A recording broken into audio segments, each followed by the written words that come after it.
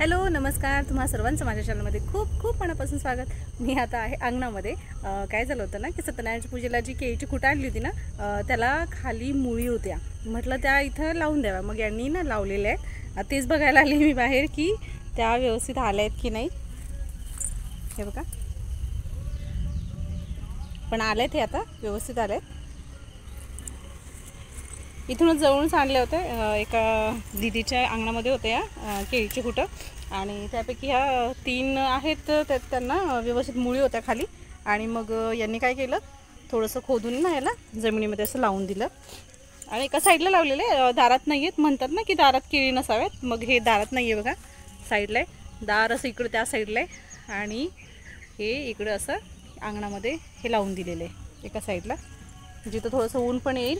आणि पाणी द्यायला ना मागून हा पाईप जो आहे, नळ मागे याचा ॲक्च्युली, मग त्यामुळं मागून पाईप वगैरे घ्यायला ठीक वाटतं, ठीक पडतं।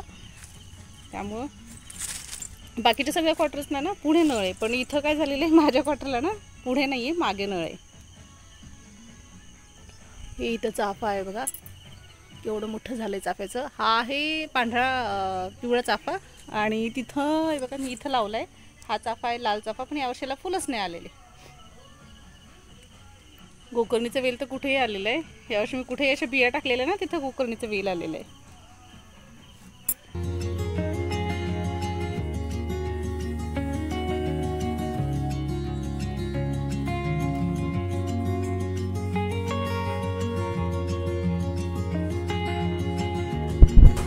इथं माझी चालू आहे क्लिनिंग। इथं मी क्लिनिंग करून घेते, टेबल वगैरे स्वच्छ करून घेते। रोज मी जे कुशन आहेत त्याचे कवर रोज मी बदलत नाही, 8 दिवसातून 10 दिवसातून एकदा ते कवर बदलते, पण क्लिनिंग ही जरुरी असते, ती रोजच्या रोज करावी लागते। आणि ही जी माझी फर्निचर आहे ना, याच्यावरती जी डस्ट वगैरे जाते ना, ती कोपऱ्यामध्ये अशी थोडीशी अटकून राहते, कारण याच्यामध्ये कार्विंग आहे ना, त्यामुळे मला ती रोज स्वच्छ करावी लागते। मी रोज ती स्वच्छ करून घेते, साफ करून घेते, नुसतं कपडा वगैरे फिरवते मी त्याच्यावरतून, आणि मग ते स्वच्छ होतं। आणि जर मला कधी वाटलं की खूप म्हणजे घाण वगैरे झालंय, मग मी त्याच्यामध्ये जे आपले टूथपिक वगैरे आहेत ना, त्याला कापूस वगैरे गुंडाळून मग ते कार्विंगमध्ये व्यवस्थित ते घालून पूर्ण हे माझं जे फर्निचर आहे ते स्वच्छ करत असते। स्त्रियांच्या बाबतीत ना असं म्हटलं जातं की स्त्रिया सगळं, म्हणजे आपण ज्या घरातल्या कर्त्या स्त्री असू, सगळ्यांचं सगळं वेळेवर करतो, पण आपण आपल्यासाठीच वेळ काढत नाही, किंवा आपण आपल्यासाठीच आपल्याला वेळ मिळत नाही। ज्या स्त्रिया नोकरी करतात ना, त्यांना एक वेळ सुट्टी पण मिळेल, पण जी गृहिणी आहे, हाऊसवाईफ आहे, तिला घरातच राहायचं आहे, तिला अजिबात सुट्टी नसते। म्हणजे बघा, सकाळी उठल्यापासून रात्री झोपेपर्यंत एका पाठोपाठ कामे असतात, आणि कधी जर ती दुपारी थोडा वेळ झोपली असेल किंवा आराम करत असेल, तरी तिच्या डोक्यात सतत हेच असतं। आता बाहेर पण गेलेली असू दे बघा, आपण जरी बाहेर जरी गेलेलं असेल ना, तरी पण आपल्या डोक्यात हे काम असतं की मला आता घरी गेल्यानंतर हे काम करायचंय, मला ते काम करायचंय, माझं हे राहिले। म्हणजे सतत दिवसभर एवढी कामं सुद्धा आपण करतो ना, तरी मग आपल्या डोक्यामध्ये एका पाठोपाठ ही कामं चालूच राहतात।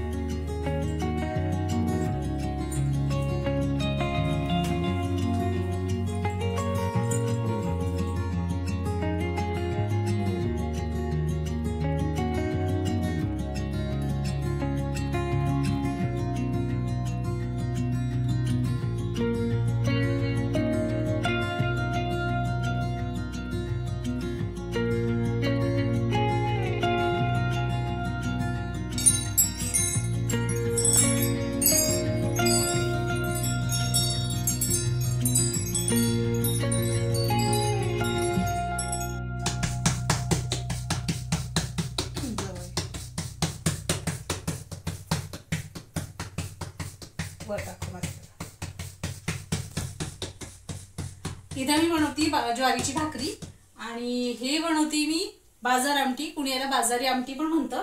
आणि ही बाजार आमटीची जर तुम्हाला रेसिपी बघायची असेल तर मला कमेंटमध्ये विचारा, मी नक्की सांगेन। आणि व्हिडिओमध्ये त्याचा एक व्हिडिओ पण करेन मी स्पेशल, पण आज मी ते काही दाखवत नाहीये।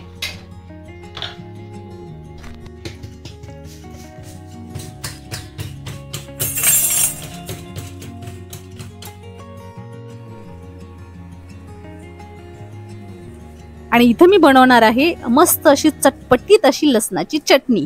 चटणी इतकी छान लागते ना की ती वरण भात, कढी भात भाकरी, चपाती, परोठा याच्यासोबत आपण खाऊ शकतो. खूप छान लागते.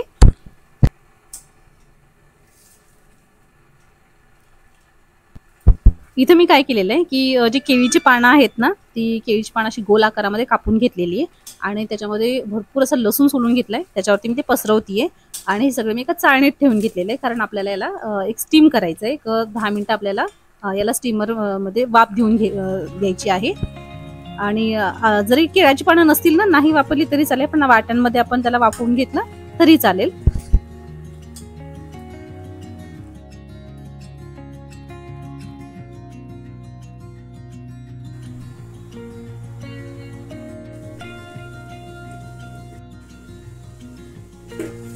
पातेल्यामध्ये मी पाणी उकळायला आधीच ठेवलेलं होतं आणि आता आपल्याला हे याच्यावरती ठेवायचं आहे. जी चाळणी आहे ती पातेल्यावरती ठेवायची आहे आणि एक 10 मिनिटं आपल्याला हे वाफवून घ्यायचं आहे.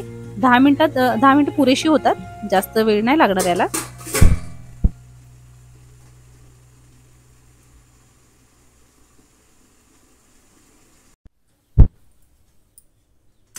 दहा मिनिटं झालेली आहेत. आता आपण याला चेक करूया. 10 मिनिटात हे होतं.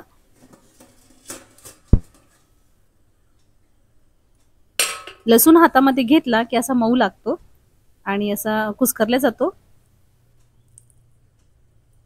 आता मी याला उतरवून घेते खाली.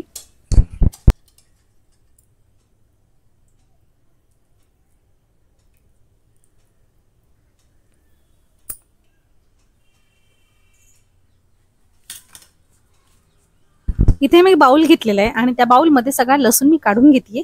लसूण वाफवलंय त्यामुळे असे पटकन चटणी 5 मिनिटात चटणी तयार होते. करून बघा.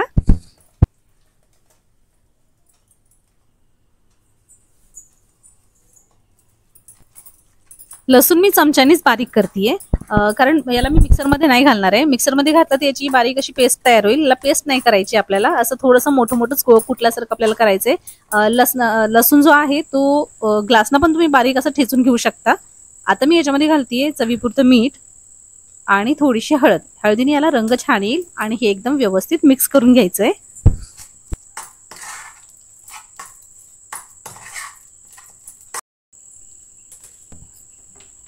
गॅसवर मी ठेवलेला आहे तडका पॅन आणि याला आता तडका देऊन घ्यायचा आहे. तेल थोडंसं जास्त वापरत आहे याच्यासाठी, कारण ना आपल्याला हे 8 दिवस ही चटणी टिकते, त्याच्यामुळे थोडंसं तेल मी जास्त वापरतेय. तेल तापलं की याच्यामध्ये आपल्याला जिरं घालायचं आहे. खूप कमी साहित्यात ही चटणी तयार होते आणि जिरं असं तडतडलं की गॅस बंद करायचा आहे आणि मग याच्यामध्ये आपल्याला घालायची आहे मिरची पावडर. लक्षात घ्या, गॅस बंद केल्यानंतरच आपल्याला याच्यामध्ये मिरची पावडर घालायची आहे. याच्यात तुम्ही लाल मिरची पावडर आणि बेडगी मिरची पावडर असं दोन्ही मिक्स करू शकता. आणि मग मी याच्यामध्ये तडक्यात घातलेली आहे.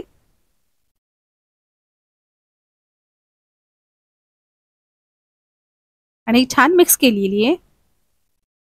कलर बघा किती सुरेख आलेला आहे ना.